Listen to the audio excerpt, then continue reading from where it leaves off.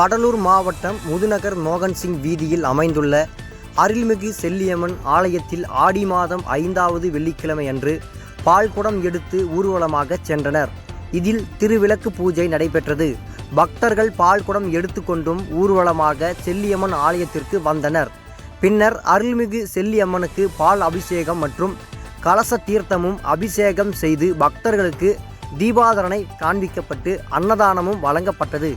இந்த நிகழ்ச்சியில் கடலூர் அதிமுக முதுநகர் பகுதி செயலாளரும் முன்னாள் கவுன்சிலர் கந்தன், முன்னாள் கவுன்சிலர் நிசா கந்தன், வட்டார வளர்ச்சி அலுவலக கண்காணிப்பாளர் குமாரன், கலாவதி, செல்லா கந்தசாமி, சபிதா, பரசுராமன், லதா மற்றும் பொதுமக்கள் திரளாக கலந்து கொண்டனர்.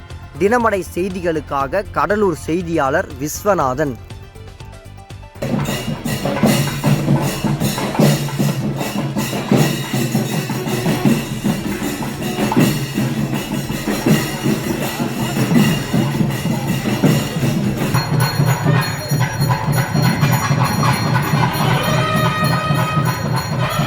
இதேபோல் சுவாரஸ்யமான செய்திகளை தெரிந்து கொள்ள நமது தினமடை யூடியூப் சேனலை சப்ஸ்கிரைப் செய்யுங்கள்.